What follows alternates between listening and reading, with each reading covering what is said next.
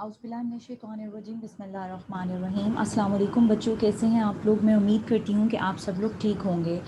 अच्छा बेटा, आज जो हम लोग टॉपिक देखने जा रहे हैं that is antelopes of Pakistan. Pakistan के अंदर एंटीलोप्स कौन कौन से मौजूद हैं और उनकी आइडेंटिफिकेशन क्या है। बेटा यहाँ पर मैंने एक एंटीलोप आपको शो किया है। हम देखेंगे कि ये देखने में तो डियर लगता है लेकिन ये डियर नहीं है। दिस इज़ एन एंटीलोप, और एंटीलोप के अंदर क्या फ़र्क होता है वो भी हम देखेंगे। बेटा उससे पहले हम लोग दुआ पढ़ लेते हैं। रब्बी इश्रह ली सदरी व यस्सिर ली अमरी वाहलुल उक़दतम मिन लिसानी यफ़क़हू क़ौली। अल्लाहुम्मा रब्बि ज़िदनी इल्मा, अल्लाहुम्मा रब्बि ज़िदनी इल्मा, अल्लाहुम्मा रब्बि ज़िदनी इल्मा। अच्छा पुत्र, ये जो हमारा एंटीलोप है इसको हम डिटेल में भी डिस्कस करेंगे। इसका नाम है ब्लैक बक, क्योंकि इसकी ऊपर वाली साइड टोटल ब्लैक होती है। ये मेल है। हम इसे ब्लैक बक कहते हैं। अच्छा, इसे डियर क्यों नहीं कहते, इसे एंटीलोप क्यों कह रहे हैं? क्योंकि बेटा डियर के जो सींग होते हैं उनके अंदर शाखें होती हैं। हम उन्हें एंटलर्स कहते हैं। ठीक है, एंटलर्स और हॉर्न का डिफरेंसेस मैं आपको एक लेक्चर के अंदर बताऊंगी कि व्हाट आर द डिफरेंस। जब डियर पढ़ाऊंगी तब हॉर्न और एंटलर्स में डिफरेंस पढ़ाऊंगी। एंटेलोप्स के अंदर ये बग़ैर शाख वाला सींग है, दैट इज़ हॉर्न। ठीक है, जिसके अंदर शाखें नहीं होती हम उसे हॉर्न कहते हैं, और जिसमें शाखें होती हैं हम उसे एंटलर्स कहते हैं। ठीक है, तो एंटलर्स जो हैं वो हमारे पास डियर के अंदर होते हैं। देखने में इसकी शक्ल बिल्कुल हिरन-नुमा है, डियर की तरह है, लेकिन ये डियर नहीं है, दैट इज़ एंटीलोप।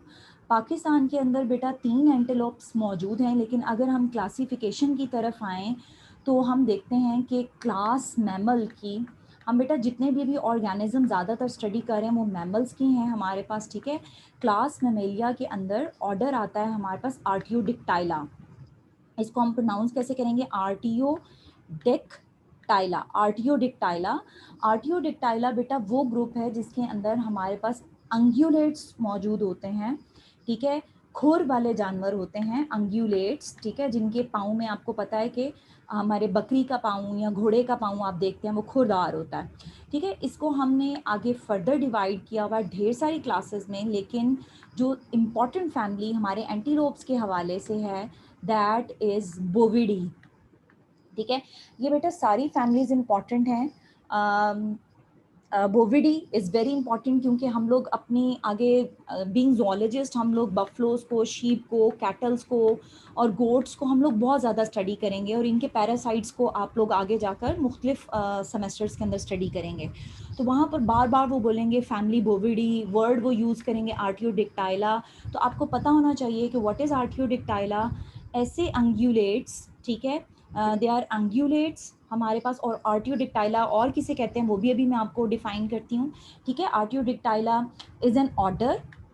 ठीक है, फिर हमारे पास फैमिलीज आती हैं। आप लोगों को ये चीज़ मैंने पहले पढ़ाई हुई है, दैट इज़ हम लोग क्लासिफिकेशन याद करते हैं। खान का PCO, खान का PCO only for girls student. ठीक है, खान का PCO only for girls student. ठीक है, फॉर आ जाएगा आपके पास, आप लोगों ने ये याद कर लेना है सेंटेंस। और अब आपको पता है कि क्लास क्या है हमारे पास बेटा, दैट इज़ मेमेलिया, मैमल्स हैं। ऑर्डर हमारे पास कौन सा आ जाएगा? आर्टियोडिक्टाइला आ जाएगा। फैमिली आपके पास कौन सी आ रही है? बोविडी आ रही है। और बाकी आपको पता है कि मैं साइंटिफिक नेम्स बताऊंगी, तो पहला साइंटिफिक नेम का पार्ट जीनस होता है और सेकंड पार्ट उसका क्या होता है? उसका स्पीशी नेम होता है। तो आपको सारा ऑलमोस्ट क्लासिफिकेशन किसी भी एनिमल की अगर पूछी जाएगी तो आपको ऑटोमेटिकली याद हो जाएगी। ठीक है, अच्छा, फैमिली बोविडी इंपॉर्टेंट है। अब यहाँ पर देखें बेटा, डियर को हमने सेपरेट फैमिली के अंदर डाल दिया, दैट इज सर्विडेई। ठीक है, एक चीज़ और भी आप लोग याद कर लें बेटा कि AE जो है आखिर में आता है, दैट रिप्रेजेंट्स फैमिली। ठीक है, तो ये देखें सर्विडेई के भी आखिर में AE आ रहा है। यहाँ पर कैमिलिडेई, इसके अंदर कैमल्स आएंगे और लामाज आएंगे बेटा। ये मैंने हम आपको मैं मतलब जो मुख्तलिफ लेक्चर्स पढ़ाऊंगी उसके अंदर मैं आपको कैमल्स का और हिपोपोटामस को नहीं पढ़ाऊंगी। ठीक है, क्योंकि हमारे पास पाकिस्तान के अंदर वाइल्ड में कैमल्स मौजूद नहीं हैं और हिपोपोटामस मौजूद नहीं हैं, क्योंकि हम वाइल्ड लाइफ पढ़ रहे हैं तो वाइल्ड एनिमल्स पढ़ाऊंगी। लेकिन ये सिर्फ मैंने आपको कंपैरिजन के तौर पर दिया है कि आर्टियोडिक्टाइला के अंदर ढेर सारी फैमिलीज आएंगी, और क्योंकि ये ईजी थी इस वजह से मैंने कैमिलिडाई के अंदर इन्वॉल्व प्रेजेंट हैं। इसी तरह हिपोपोटामस जो हैं वो हिपोपोटामिडाई के अंदर प्रेजेंट हैं। ये नाम याद करना मुश्किल नहीं थे, इस वजह से ये मैंने नाम ऐड कर दिए हैं।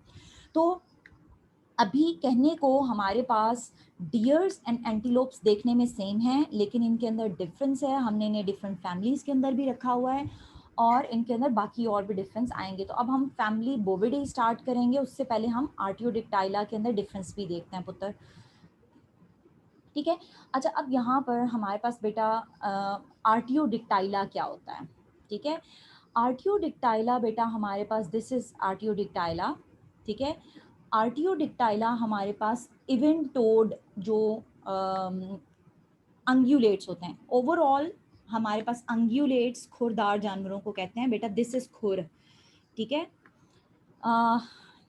जो हमारे जैसे बेटा नेल्स होते हैं ना, तो इनके नेल्स नहीं होंगे, नेल्स डेवलप हो गए हैं इन हूफ्स के अंदर। इसको हम इंग्लिश में हूफ कहते हैं, उर्दू में खुर कहते हैं। ठीक है, हूफ के अंदर डेवलप हो जाते हैं। हूफ वाले तमाम एनिमल्स को हम क्या कहते हैं, अंग्यूलेट्स कहते हैं। ठीक है, तो हमारे पास जो क्लास मैमल है हमने इसको दो ऑर्डर्स के अंदर डिवाइड किया हुआ है, आर्टियोडिक्टाइला के अंदर और पेरिसोडेक्टाइला। अच्छा बेटा, ये बहुत इंपॉर्टेंट क्लासिफिकेशन है, ये अक्सर पीपीएससी के जो पब्लिक सर्विस के जो एग्जाम्स होते हैं उसके अंदर पूछा जाता है कि कौन इवन टोड मेमल्स का कौन सा ग्रुप है, आर्टियोडिक्टाइला या पेरिसोडिक्टाइला है। और इसलिए ये इंपॉर्टेंट बात थी और ये मैंने कहा कि मैं आपको एक्सप्लेन कर दूं। ठीक है, आर्टियोडिक्टाइला बेटा इवन टोड होता है। ठीक है, इवन टो का मतलब है कि यहाँ पर इवन नंबर में क्लासिफिकेशन आ रही है, यानी देखिए इनके दो टोज हैं। ठीक है, 1 and 2। और जो ऑड टोज हैं, ऑड का नंबर है 1। ठीक है, आपको पता है ऑड में 1 आता है, 3 आता है, 5 आता है, तो ये 1 टो के ऊपर जो है ये वॉक करते हैं। ठीक है, हम इन्हें ऑड टोड अंग्यूलेट्स भी कहते हैं। अच्छा, अब यहाँ पर बेटा आपको पता है कि हमारी कितनी उंगलियां हैं, हमारी 5 टो, मतलब उंगलियां, टो का मतलब हम सारी उंगलियों को टो ही कंसीडर करिए। हमारी कितनी है, 1 2 3 4 and 5। तो बेटा इनकी जो तीसरी और चौथी नंबर होता है ना, यानी 1, ये भी विस्टीजियल हो जाता है। विस्टीजियल का मतलब कि ये देखिए यहाँ पर ये छोटा सा रह गया है। ठीक है, ये विस्टीज हो गया, ये मतलब चलने में रोल प्ले नहीं करा और बहुत माइन्यूट सा रह गया है। तो 1 and 2, इसी तरह 5 जो हैं इनके अंदर विस्टीजियल हो गए हैं, ख़त्म हो गए हैं और बहुत कम से रह गए हैं। और जो इनकी टांगें वर्किंग हैं, जो टोज इनके वर्किंग हैं, वो थोड़े से बड़े हो गए हैं। वो कौन से बड़े हो गए हैं, तीसरा और चौथा बड़ा हो गया है। ये 2 हैं और ये 2 इवन नंबर बन जाता है आपके पास, इस वजह से हम इन्हें कहते हैं इवन टोड अंग्यूलेट्स। और हम इन्हें किस ग्रुप के अंदर रखते हैं, आर्टियोडिक्टाइला के अंदर रखते हैं। अब हमारे जो एंटीलोप्स हैं, जो हमने आज का हमारा लेक्चर है, वो भी किसके अंदर आते हैं, हमारे पास आर्टियोडिक्टाइला के अंदर ही आते हैं। इसी तरह बेटा अगर हम लोग देखें तो ओड टॉड के अंदर सिर्फ जो तीसरा फुट होता है वो फंक्शनल होता है। बाकी मैं बाकी सारे ड्रॉ कर देती हूँ, पहला, दूसरा, तीसरा, चौथा और पांचवा। ठीक है, ये इसके अंदर नॉन फंक्शनल या विस्टीजियल हो जाते हैं। और जो बड़ा हो जाता है पाँव, वो कौन सा हो जाता है, तीसरा हो जाता है। और तीसरा इस तरीके की शेप ये जो है आपके पास डेवलप कर लेता है। ठीक है, अच्छा ये बड़ी इंपॉर्टेंट, मैंने यहाँ पर बेटा आपके पास अक्सर जो है ना वो क्वेश्चन ये पूछा जाता है, बताएं मतलब एनिमल का नाम दे देंगे, लाइक यहाँ पर शीप का दे देंगे, शीप इज इवन टोड या ऑड टोड ऑर्गेनिज्म। तो आपने ये लिस्ट भी है और यहाँ पर बेटा ये पिक्चर में भी यूँ जाहिर हो रहा है। यहाँ से आपको थोड़ा सा आइडिया हो जाएगा कि गाय है, जिराफ है, कैमल्स हैं। ठीक है, हमारे पास इस तरीके से ये डियर्स आ जाएंगी। ठीक है, और हमारे पास डिफरेंट एनिमल्स आ जाएंगे। तो ये हमारे पास इवन टोड की एग्जांपल हैं। तो ये हमारे पास इवन टोड हैं ऑर्गेनिजम्स। और ऑड टोड बहुत इजी हैं, आपने, मैं तो कहती हूँ कि ऑड टो मैं याद कर लेती हूँ तो फिर बाकी जितने भी बचते हैं मैं उन्हें इवन टो में याद कर लेती हूँ। ठीक है, हॉर्सेस और जो गधे हैं हमारे पास, वाइल्ड एस, एस हम गधे को कहते हैं। ठीक है, डंकी भी कह सकते हैं, लेकिन जो डंकी हमारे पास बेटा क्या कहते हैं वाइल्ड में होता है, उसके लिए हम लोग एस का वर्ड यूज़ करते हैं। ठीक है, और राइनोसिरॉस आपको पता है, ये जिसके यहाँ पर नाक के ऊपर सींग होता है, हम उसे राइनोसिरॉस कहते हैं। ठीक है, डंकी है, ये जीब्रा है, sorry this is horse, this is I think donkey and this is zebra, rhinoceros और ये टैपीर होता है। खैर ये हमारे पाकिस्तान के अंदर मौजूद नहीं है, इसलिए हम इसको नहीं इतना फोकस करते। अच्छा पुत्र, तो अब ये ऑर्गेनिज्म हमारे किसके अंदर आ जाएंगे? पेरिसोडिक्टाइला के अंदर आ जाएंगे, ऑड टोड के अंदर आ जाएंगे। बेटा इनके अंदर और भी डिफरेंस है, जैसे आर्टियोडिक्टाइला रूमिनेशन करते हैं। ठीक है, रूमिनेशन क्या होता है बेटा? जुगाली करना जिसे आप कहते हैं। ठीक है, हमें पता है कि जो गाय है वो क्या करती है, एक दफ़ा सारा खाना जल्दी जल्दी जितना भी घास होता है उसे खा लेती है, और खाने के बाद फिर इनकी जुगाली के क्या प्रोसेस होता है, जो खाना यहाँ पे मौजूद होता है फिर उस खाने को थोड़ा थोड़ा मुंह में लाया जाता है, और मुंह में लाकर इसको चबाया जाता है, और चबा कर दोबारा वापस पेट के अंदर ले जाया जाता है। That process is called as rumination. इसको उर्दू में जुगाली करना कहते हैं। जब आप अपने सिर्फ बकरियों को, भैंसों को देखते हैं तो वो बेटा खाने को जैसे हम बबल चबा रहे होते हैं, तो वो बबल चबाते हैं और उनके मुंह से यूँ झाग भी निकल रही होती है। ठीक है, तो that is the process when they are doing the rumination. जबकि हमारे पास जो हॉर्सेस, ज़ीब्रास वगैरह हैं वो रूमिनेशन नहीं करते हैं, उनके हाइंड गट के अंदर फर्मेंटेशन होती है। ठीक है, इस फर्मेंटेशन आपको पता है कि बैक्टीरियाज इन्वॉल्व होते हैं और प्रोसेस जो है वो फर्मेंटेशन का बन जाता है हमारे पास। ठीक है, अच्छा let me arrays it first. अच्छा बेटा, और दूसरा ये है कि इनकी फूड के अंदर सेलुलोज की एफिशिएंसी भी डिफरेंट है। वेट मेरा थोड़ा सा ये प्रोसेस सेट नहीं हो रहा यहाँ से। uh,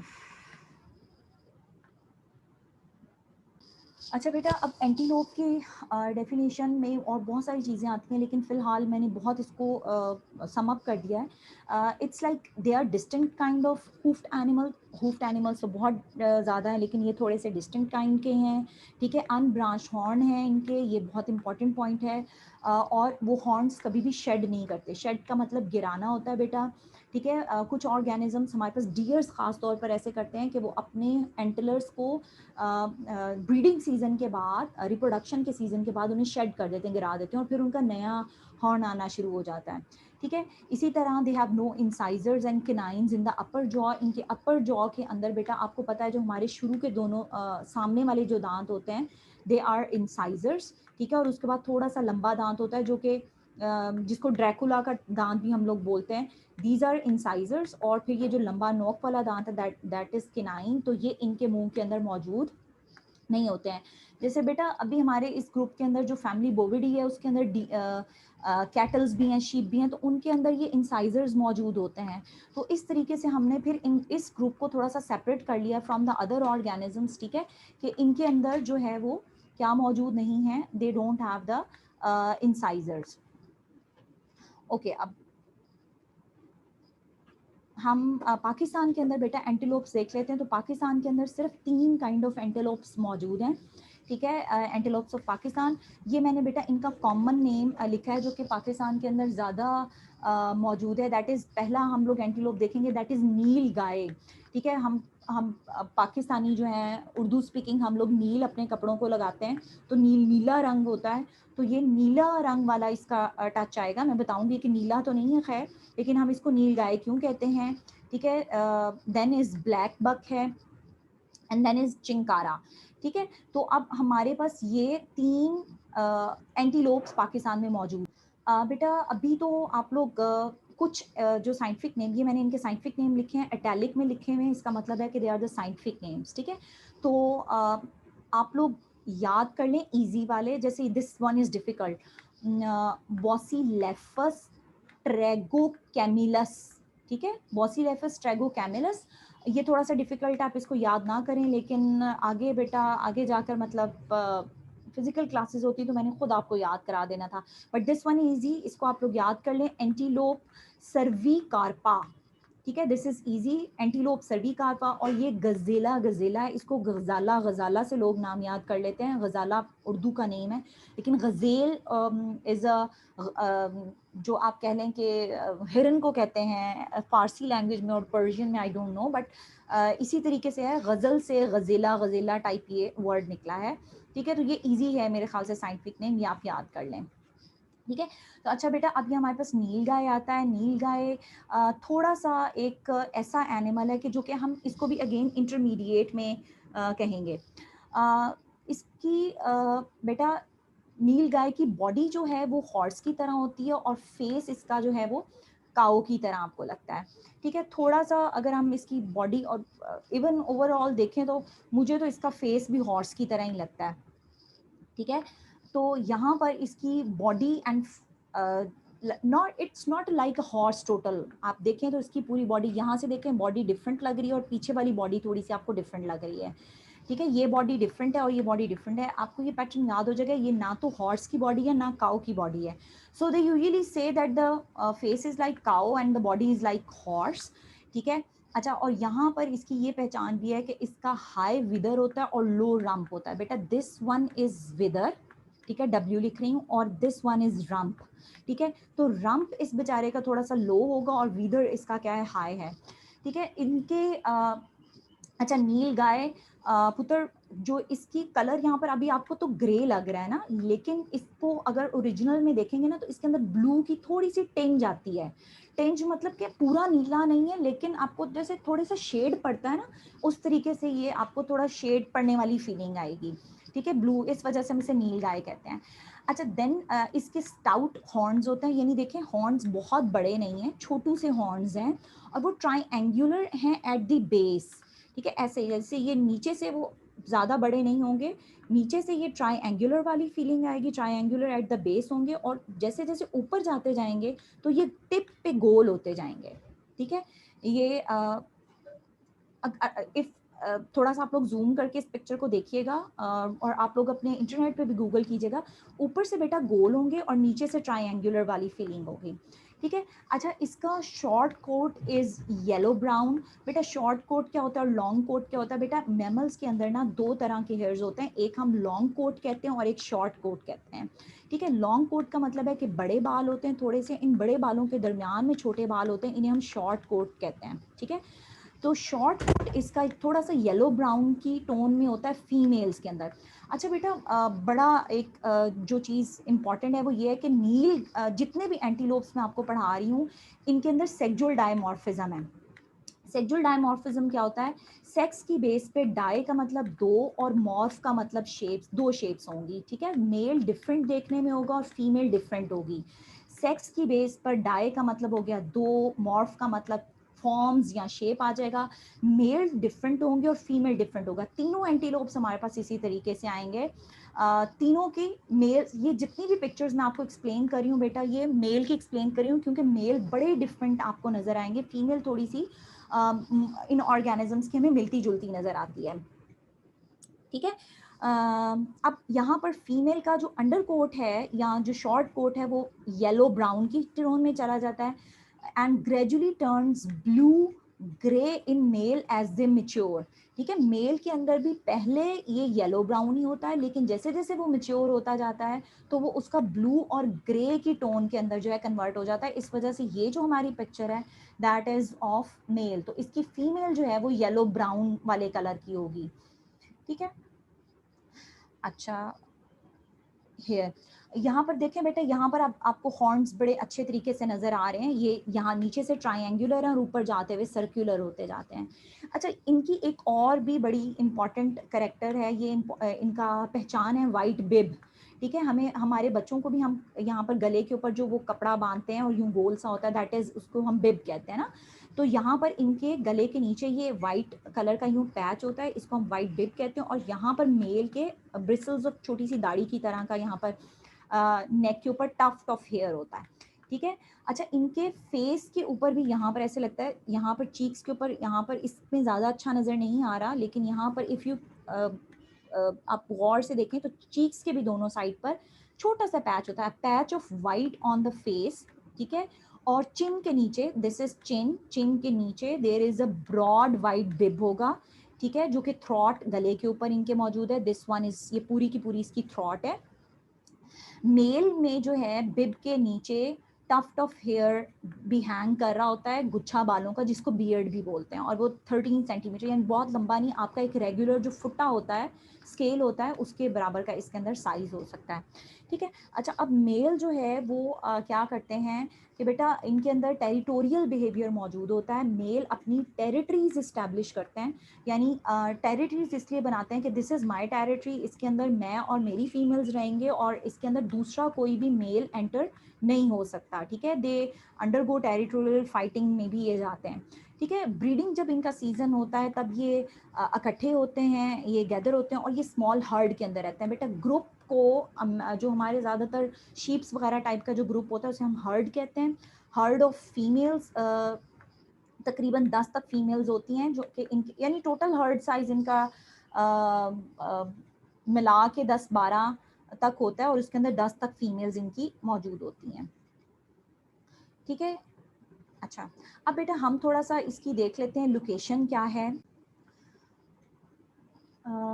बेटा मेल्स इसी तरीके से है कि वो compete करते हैं एक दूसरे से विद थ्रेटनिंग पोस्चर डिस्प्ले। ठीक है, जैसे अभी पिछली डायग्राम के अंदर आपको वो एक मेल की डिफरेंट सी पोस्चर नज़र आ रहा है, तो वो थ्रेटनिंग डिस्प्ले पोस्चर होता है, जिससे बेटा रेसलर्स होते हैं ना, वो अपनी बाजू ऐसे ऊपर को उठा उठा के कहते हैं कि हम में बड़ी ताकत है और चीखते चंगाड़ते हैं। तो इसी तरीके से यहाँ पर मेल भी जब एक दूसरे के साथ compete करते हैं तो इवन नेक रेसलिंग भी इनके अंदर होती है। अच्छा, ये जो तीनों एंटीलोप्स मैं आपको आज पढ़ाऊंगी बेटा, either it is nilgai, black buck और चिंकारा, ये तीनों के तीनों पाकिस्तान और इंडिया के अंदर एंडेमिक हैं। आपको पता है कि एंडेमिक किसे कहते हैं, वी ऑलरेडी नो। ठीक है, इंडिया और पाकिस्तान के अंदर एंडेमिक हैं और बेटा ये इंडिया और पाकिस्तान की बॉर्डर लाइन के ऊपर ज़्यादा पाए जाते हैं। अच्छा, अब यहाँ से आपको पता है कि अगर ये मैं पंजाब बनाती हूँ, नीचे मैं सिंध बनाती हूँ, ठीक है, पंजाब है और ये मैंने सिंध बनाया है और इस साइड पर मैं इंडिया का बॉर्डर बना देती हूँ। ठीक है, तो पंजाब में और सिंध में ये जो हमारा रेगिस्तान का इलाका है ना, वहाँ पर ये तीनों एंटीलोप्स पाए जाते हैं। ये मैं अभी तो आपको सिर्फ ये इस स्लाइड के अंदर तो सिर्फ अभी नीलगाय का एक्सप्लेन हो रहा है, लेकिन तीनों एंटीलोप ये जो हमारा चोलिस्तान, आपका भावलपुर, हमारा भावलपुर जो है वहाँ पर, और इसके साथ जो आगे डेजर्ट्स हैं, यहाँ पर ये डेजर्ट वाले एरिया में रहेंगे और यहाँ से ये इंडिया और पाकिस्तान के अंदर माइग्रेट करते रहते हैं। ठीक है, बॉर्डर के अंदर। तो पाकिस्तान से क्या हुआ था कि इनकी हंटिंग बहुत ज़्यादा होना शुरू हो गई थी, तो ये माइग्रेट करके इंडिया वाली साइड पर चले जाते थे। ठीक है, और क्योंकि इंडिया में आपको पता है कि वो लोग एनिमल्स का गोश्त नहीं खाते हैं ज़्यादातर, तो वहाँ पर हंटिंग कम होती है, तो इंडिया की साइड पे पॉपुलेशन इंक्रीज़ हो गई थी। देन पाकिस्तान की साइड पे पॉपुलेशन बहुत कम हो गई थी। अब आहिस्ता आहिस्ता कोशिश की जा रही है कि इन तीनों एंटीलोप्स को री इंट्रोड्यूस करवाया जाए। ठीक है, री इंट्रोड्यूस का मतलब दोबारा से उन्हें हमने क्या करना है, इंट्रोड्यूस करवाना है और इनकी यहाँ पर नस्ल की अफजाइश की जा रही है, जिसको हम लोग कहते हैं कि आर्टिफिशियल ब्रीडिंग करवा कर इनकी पॉपुलेशन को इंक्रीज़ किया जा रहा है। ठीक है, तो बेटा इसका मतलब ये हुआ हमारे पास कि पाकिस्तान के अंदर एंटीलोप्स मेनली वो डेजर्ट के रीजन के अंदर एग्जिस्ट करते हैं, पंजाब में चोलिस्तान में और सिंध के अंदर जो थर का डेजर्ट है वहाँ पर ये पाए जाएंगे, और ये पाकिस्तान और इंडिया के बॉर्डर के ऊपर आपको मेनली वहाँ पर मिलेगी। बेटा आपको पता है कि छांगा मांगा का जो जंगलात हैं वो आर्टिफिशियल ये जंगल है पाकिस्तान का। बेटा नॉर्मली जंगल जो होते हैं वो हमारे अल्लाह ताला ने जैसे खुद जंगल शुरू से मौजूद थे, ठीक है, लेकिन कुछ फॉरेस्ट ऐसे होते हैं जो कि मैन मेड फॉरेस्ट होते हैं। तो छांगा मांगा का जो जंगलात हैं वो मैन मेड फॉरेस्ट हैं, वहाँ पर भी नीलगाय मौजूद है।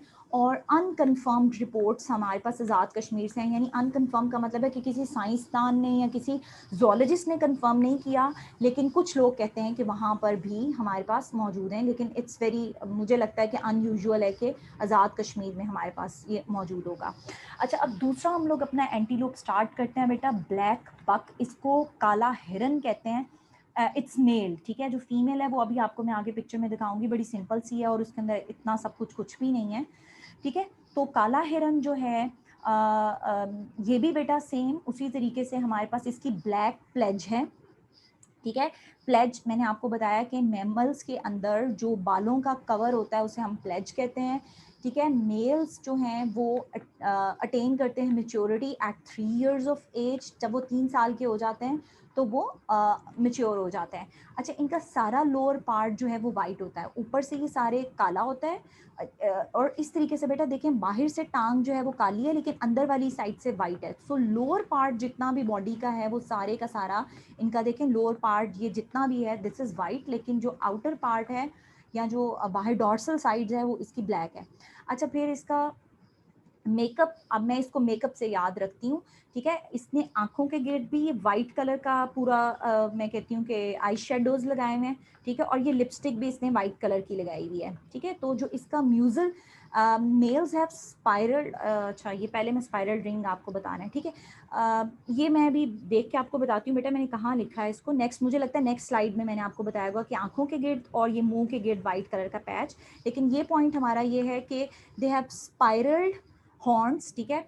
अच्छा, ये जो स्पाइरल वाले हॉर्न्स है ना, ये बच्चे कंफ्यूज कर जाते हैं कि ये मारखोर के सींग हैं, ठीक है। कुछ बच्चे इसको मारखोर कह देते हैं क्योंकि हम मारखोर के अंदर, हमें पता है कि हमारा नेशनल एनिमल है, उसके भी स्पाइरल वाले हॉर्न्स होते हैं, ठीक है। लेकिन मारखोर की बॉडी की शेप ये वाली नहीं है, ठीक है। और ये भी बिल्कुल ऐसा नहीं है, मारखोर इज अ गोट, ठीक है, लेकिन ये हमारे पास black buck is an antelope है, ठीक है। और इसके ऊपर स्पाइरल रिंग्ड होते हैं, ठीक है, जो कि हमारे मारखोर के हॉर्न जैसे नहीं है। जैसे अगर ये हॉर्न है ना, तो बेटा इसके ऊपर यूं रिंग्स होंगी, रिंग्स यूं बनी हुई, यूं रिंग्स की शेप बकायदा होगी, ठीक है। एक तो स्पाइरल भी है, दूसरा इसके रिंग्ड भी हैं, जो कि मारखोर की ऐसे नहीं होती हैं, ठीक है। अच्छा, ये अनब्रांच्ड होते हैं, और अनब्रांच्ड ही होंगे क्योंकि ये एंटीलोप है, डियर नहीं है, डियर होती तो ब्रांच्ड होते। और ये परमानेंट हॉर्न्स हैं इसके, हमेशा रहेंगे, गिरेंगे नहीं, ठीक है।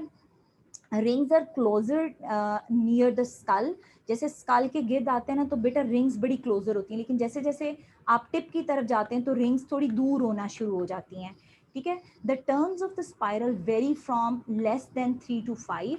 ये जो टर्न्स हैं बेटा, ये एक टर्न आ गया, ये दूसरा हो गया, ये तीसरा हो गया, तो ये जो स्पाइरल रिंग्स हैं ये 3 से 5 होती हैं, और बेटा ये एज के साथ साथ इसके बड़ी होती रहती हैं। अच्छा, फीमेल और जो इनका बच्चा है, बच्चे को हम फॉन्स कहेंगे, ठीक है। फीमेल्स या फॉन्स जो हैं उनका कलर येलोइश ब्राउन होता है बेटा, जिस तरह का हमारे हिरनों का कलर होता है, ठीक है, मिट्टी के वाला कलर होता है, ठीक है, तो वो उनका कलर होगा। तो इसका मतलब है कि ब्लैक बक का मेल बड़ा खूबसूरत, ये एग्जैजरेटेड सा है। यहाँ पर अगर आप देखें तो ब्लैक बक की ये वाली जो ब्राउन कलर वाला है, जिसके ऊपर कोई सींग नहीं है और ब्राउन कलर का है, दैट इज फीमेल, और ये वाली जो है दिस इज मेल, ठीक है। सेक्सुअल डायमॉर्फिज्म अगेन इसके अंदर भी क्या है, मौजूद है। यहाँ पर हमने लिख दिया कि दे हैव सेक्सुअल डायमॉर्फिज्म, और इनकी बहुत प्रोमिनेंट है, ठीक है। दोनों सेक्स के अंदर वाइट अंडर पार्ट होता है, ये वाला देखें बेटा, ये सारा नीचे से इसकी बॉडी क्या है, वाइट अंडर पार्ट है। इनसाइड ऑफ द लेग्स भी वाइट हैं। लोअर चेस्ट का रीजन, ये अपर chest is black, look at this, upper chest is black लेकिन लोअर चेस्ट इज वाइट, ठीक है। इसके अलावा वाइट रिंग्स सराउंड्स द आई, ये वाला हमने बात की है, और चिन को भी वाइट रिंग क्या करी है, सराउंड करी है, ठीक है। तो this is our black buck, antelope cervicapra. अच्छा, अगेन इसकी भी लोकेशन वही है बेटा कि ये नेटिव या एंडेमिक, दोनों का मतलब सेम है। ये इंडिया और पाकिस्तान के एंडेमिक हैं। ये डेजर्ट्स के अंदर ज़्यादातर डेजर्ट्स को पसंद करते हैं, ठीक है, लेकिन कुछ हमारे जो नदरन साइड की माउंटेन्स हैं वहाँ पर भी है, लेकिन इनकी वहाँ पर लिमिटेड डिस्ट्रीब्यूशन है। बेटा ये जो ब्लैक बक है ना, ये लाजमी नहीं है कि डेजर्ट के अंदर हो, ये आपको वाइड स्प्रेड इनका प्लेन्स और ओपन वुडलैंड्स के अंदर भी आपको ये मिल जाते हैं, ठीक है। But they prefer semi desert area, ठीक है। ये अगेन वही जो हमने नीलगाय के लिए बात किया बेटा, ये तीनों एंटीलोप्स के लिए सेम बातें होनी है, चोलिस्तान और थार ये उनके वहाँ पर मौजूद होते हैं, और अगेन ये भी पाकिस्तान और इंडिया के अंदर मूव करते रहते हैं। अच्छा, इनका जो मेन स्ट्रॉन्ग होल्ड है, स्ट्रॉन्ग होल्ड का मतलब कि जो इनकी मेजर पॉपुलेशन हमें मिलती है वो यूज पहले पहले ज़माने में was use to round Bhavalnagar sorry and फोर्टाबास, जो एरिया है चोलिस्तान के अंदर आता है, उसके अंदर ये मौजूद होते थे। लेकिन फिर क्या हुआ कि आहिस्ता आहिस्ता वहाँ से इनका बेटा हंटिंग बहुत ज़्यादा की, शिकार बहुत ज़्यादा किया गया, और ये वहाँ से एक्सट्रेमिनेटेड हो गए, वहाँ से ख़त्म हो गए। लेकिन अब पाकिस्तान के अंदर इसको दोबारा से रीइंट्रोड्यूस करवाया गया है मुख्तलिफ नेशनल पार्क्स के अंदर, और जो पाकिस्तान का लाल सुहानरा नेशनल पार्क है भावलपुर के अंदर, वहाँ पर बाकायदा इसको दोबारा से रीइंट्रोड्यूस करवाया गया है। पहले वहाँ पर मौजूद नहीं थे, ये ख़त्म हो गए थे बिल्कुल। तीसरा बेटा हमारा जो एंटीलोप है दैट इज चिंकारा। इसको हम पाकिस्तान में तो ज़्यादातर इसे चिंकारा ही कहते हैं, लेकिन इसको इंडियन गजेल के नाम से भी पहचाना जाता है। बेटा इसके भी स्ट्रेट हॉर्न्स होते हैं, लेकिन यहाँ पर तो थोड़ा सा इसके अंदर ट्विस्ट आता है, लेकिन ज़्यादातर ये स्ट्रेट हॉर्न्स होते हैं और रिंग्ड हॉर्न्स होते हैं। बेटा यहाँ पर आपको रिंग्स बड़ी प्रोमिनेंट नज़र आ रही हैं। ब्लैक बक के अंदर इतनी प्रोमिनेंट आपको रिंग्स नज़र नहीं आई थी, यहाँ पर ज़रा ज़्यादा अच्छा प्रोमिनेंट रिंग्स इसकी नज़र आ रही हैं। तो इसी तरीके से ब्लैक बक में भी ये देखें, यहाँ पर शुरू में बेस पे रिंग्स ज़रा क्लोज हैं, लेकिन जैसे जैसे ऊपर जा रहे हैं तो रिंग्स का फासला जो है वो बढ़ता जा रहा है। ठीक है। अच्छा, इनकी एक ख़ास बात होती है कि इसकी पूरी बॉडी तो आपको ये ब्राउन नज़र आ रही है, लेकिन जो टेल है दैट इज़ ब्लैक कलर की होती है। और टेल की बेटा ख़ास बात है कि कंटिन्यूसली फ्लिकर करती रहती है, हिलती रहती है, ये टेल को हिलाते रहते हैं। ठीक है। एक और इनकी बहुत बड़ी बेटा फीमेल के अंदर सींग नहीं होंगे, बाकी तकरीबन बॉडी ऐसी ही होगी। ठीक है। अच्छा, अब जो मेल हैं उनके बेटा यहाँ पर आँख से लेकर ये मुज़ल तक, यानी जो इनका मुंह है वहाँ तक एक हेज़लनट स्ट्राइप आती है। ठीक है। हेज़लनट मतलब का मतलब ये है कि ये वाला जो डार्क ब्राउन सा कलर है, ये यहाँ से एक स्ट्राइप के जैसे फीलिंग आती है, ये यहाँ से इनकी यहाँ पर चल रही होती है। Running from the inner corner of the eye, आँख से शुरू होकर टू मैंडेबल तक ये जाती है। ठीक है। वहाँ तक ये जाएगी। बॉडी अगर हम ओवरऑल देखें तो लॉन्ग रेडिश ग्रे कलर के हेयर्स हैं, ये रेडिश ग्रे का मिक्सचर है। बेली और थ्रॉट जो है वो प्योर वाइट होती है इसकी। ये थ्रॉट से लेकर बेली तक का जो रीजन है ये आपको क्या मिलेगा, वाइट मिलेगा। ठीक है। तो ये अब आपने आइडेंटिफिकेशन इसकी यूँ याद कर लेनी है बेटा। मैं आइडेंटिफिकेशन याद करने के लिए इनको बार बार देखती हूँ, बार बार इनके पॉइंट्स को जहन में लाकर। ये जैसे यहाँ पर दिस इज़ फीमेल, हॉर्नलेस है, और this one is male, horns के साथ है। देखें ये काली टेल आ गई, उसी तरीके से नीचे बैली वाला पोर्शन वाइट आ गया है। ये हमारे पास काली टेल है इसकी। अच्छा, लेग्स ज़रा लंबी और सिलेंडर होती हैं, यानी इसके ऊपर गोश्त वगैरह जैसे फीलिंग नहीं आती कि गोश्त हो ना, लेग्स लॉन्ग एंड सिलेंडर वाली फीलिंग आती है। हूफ्स जो हैं वो बहुत वैसे तो ज़्यादातर हूफ्स काले ही होते हैं, लेकिन कुछ के अंदर ना मतलब जैसे हम आप अगर बकरियां वगैरह देखते हैं तो उनके थोड़े ग्रेइश वाले हूफ होते हैं, तो इनके ज़रा काले वाले हूफ होते हैं एंड शार्पली पॉइंटेड हैं। म्यूज़ल इनकी कवर्ड होती है वाइट हेयर से, ज़्यादा वाइट हेयर से कवर नहीं होती है, लेकिन थोड़े थोड़े जैसे दाढ़ी के अंदर कुछ बाल सफ़ेद आ जाते हैं तो इस तरह इनका म्यूज़ल थोड़ा सा वाइट हो जाता है। इनकी जो ये आपके नीज़ हैं, ठीक है, यहाँ पर ज़रा, क्योंकि बेटा मुझे लगता है कि इन्होंने ज़मीन पर जब बैठना होता है तो यहाँ पर इनके जो नीज़ हैं इनके ऊपर डार्क ब्राउन हेयर्स मौजूद होते हैं। फीमेल हॉर्नलेस होती हैं और ये 3 से 5 के हर्ड के अंदर ये रहते हैं। हर्ड की स्पेलिंग यहाँ पे गलत है। चलें, ओके, ये हो गया हमारे पास चिंकारा। अब हम ये भी चिंकारा की उसी तरीके से आपको सारे करेक्टर्स वैसे ही नज़र आ रहे हैं इस डायग्राम में। वेरी अडेप्टेबल एनिमल, यानी ये तीनों एंटीलोप्स में से ये हमारे पास ये बहुत अडेप्टेबल है। अच्छा, एक पॉइंट मैंने वहाँ पे बताते बताते रहेगी नील गाय के अंदर, कि नील गाय सबसे बड़ा एंटीलोप है एशिया के अंदर। देखें बाकी दोनों बकरियों के साइज़ के हैं, बकरी से थोड़ा सा बड़ा लगा लें ब्लैक बक और ये चिंकारा, लेकिन नील गाय वो पूरी गाय वाली फीलिंग है तो वो बड़ी आती है। ठीक है। अगेन ये भी हमारा सैंड ड्यून्स, सैंडी जो टीले होते हैं, उर्दू में टीला कहते हैं सैंड के, उसके उसमें ज़्यादा रहना पसंद करते हैं। ठीक है। और ये लो हिली रीजन्स के अंदर भी हमें मिलते हैं। ठीक है, जो ज़्यादा बड़ी हिल नहीं, छोटी हिली एरिया के अंदर मिलेंगे। और अगेन इनका नंबर भी स्वेयरली, पाकिस्तान के अंदर बेटा जो भी एनिमल आप पढ़ने लगेंगे वो स्वेयरली रिड्यूस ही आपको मिलेगा।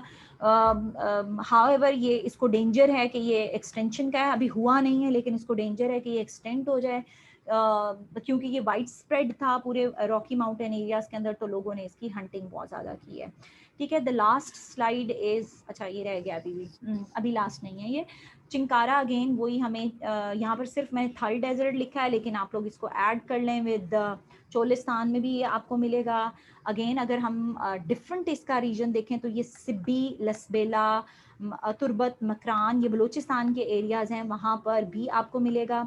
अब देख लें बेटा यहाँ पे थोड़ा सा डिफरेंस आ गया है कि जो चिंकारा है वो हमें बलूचिस्तान में भी मिल रहा है, लेकिन जो ब्लैक बक है और नील गाय है वो सिर्फ सिंध और बलूचिस्तान में हमें मिल रहा है। ठीक है। आपको मैंने कीर्थर नेशनल पार्क पढ़ाया था, उसके अंदर कीर्थर हिल्स थी, कीर्थर माउंटेन रेंज थी, वो भी अच्छा बेटा यहाँ पर ये मेरा पॉइंट स्किप हो गया क्योंकि मैंने रिकॉर्डिंग स्टॉप की, तो मुझे अब आइडिया नहीं है कि कहाँ पे मैं क्या बात करी थी। बट बेटा अगर कनेक्ट करें तो कीथर माउंटेन रेंजेस के ऊपर मौजूद हैं, मार्गिला हिल्स के पास भी ये मौजूद हैं, ठीक है। इसी तरीके से ये इंपॉर्टेंट क्वेश्चन आता है कि तीनों एंटीलोप्स में से कौन सा एंटीलोप काला चिट्टा माउंटेन्स जो हैं, काला चिट्टा की पहाड़ियाँ हैं, ये बेटा सॉल्ट रेंज है और काला चिट्टा की पहाड़ियों के ऊपर ये मौजूद हैं, तो वहाँ पर भी ये मौजूद होता है। अच्छा ये पिक्चर मैंने इसलिए अटैच किया बेटा कि पहले ज़माने में पाकिस्तान, पहले ज़माना मतलब कि जब ख़त ख़ताबत का सिलसिला ज़्यादा होता था, तो तब पाकिस्तान में जो नेशनल एनिमल्स हमारे, ये जितने भी एनिमल्स होते थे, तो इनकी स्टैम्प भी बनती होती थी। तो ये इसका चिंकारा है बेटा, और ये गज़ेला, और बेटा जो तीसरा नाम होता है ये तो जीनस हो जाएगा, और ये स्पीशी हो जाएगा, और ये तीसरा सब स्पीशी होता है, ठीक है। तो पाकिस्तान के अंदर बन्नेटी सब स्पीशी जो है वो मौजूद थी, ठीक है, बल्कि है। तो पाकि इस तरह होता है बेटा, जैसे हम लोगों ने, मैंने आपको मार्कोर की भी पढ़ाई है, तो सेवरल सब स्पीशीज़ एक ही स्पीशी की मौजूद होते हैं। This is a fun fact, क्योंकि आप बच्चों को मूवीज़ से बड़ा इंटरेस्ट होता है, तो ये मैंने वहाँ से पिक की थी। जब मेरा थोड़ा जवानी वाला ज़माना था, तब आई हर्ड कि जी सलमान खान को एक एनिमल हिरन के शिकार पर उसे इन जेल के अंदर डाल दिया गया। ये तो बहुत ही कोई पुराना लिखा हुआ है, मैं भाई इस ज़माने में इतनी जवान नहीं थी कि मैं बच्ची सी थी, ओके। Just joke. अच्छा पुत्र, तो तब उस ज़माने में सलमान खान को हंटिंग चार्जेस के वजह से इसको कैद किया गया था। तो चिंकारा का जो है वो इसने हंट किया था, इलीगल हंटिंग की थी, यानी विदाउट परमिशन लिए बगैर हंटिंग की थी। ओके बच्चों, अल्लाह हाफिज़ from my side. For any question you can inbox.